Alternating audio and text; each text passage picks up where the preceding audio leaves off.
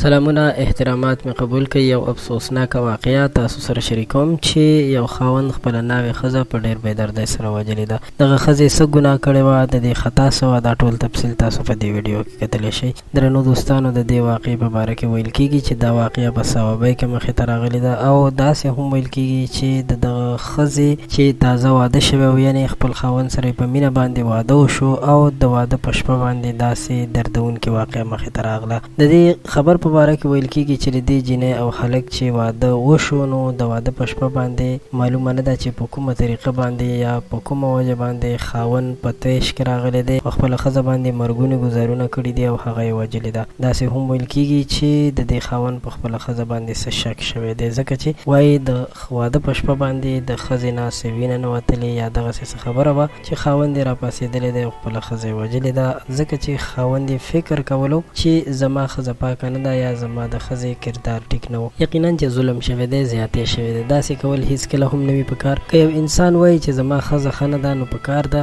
چې د هغې تحقیق وکړي، د هغې پوښتنه وکړي، د هغې د تېر شوي ژوند په باره کې معلومات وکړي. خو داسې هم نه ده پکار چې په ښځه باندې مرګونې ګزارونه وکړي، ځکه چې هغه تر ډېره حده پورې یعنې ټوله زندګي خپل مور پلار ورته وقف کړي وي او هغه یې په ډېرو سختو باندې رالوی کړي وي. بیا داسې بدبخته او ظالمان خلک پیدا شي چې هغوی پې مرګونې ګزارونه کوي او وجني. د دې واقعې څه موده شوې هم ده، یعنې لږه زړه واقعه ده، خو تاسو سره مې په دې وجه باندې شریکه کړه چې تاسو ته عبرت واخلئ او د دې هر څه نه خبر شئ چې که ستاسو په چاپېرچل کې یا ستاسو په ملګرو یارانو دوستانو کې هم د داسې سوچ والا کوم خلک وي، نو هغوی په دې خبرو باندې ځانونه پوه کړي او د داسې کارونو نه ځانونه وساتي، کوم کارونه چې داسې بدبخته کسان کوي. د ویډیو د کتلو مو ډېره مننه کوم. خوشحاله اوسئ، بریالي اوسئ.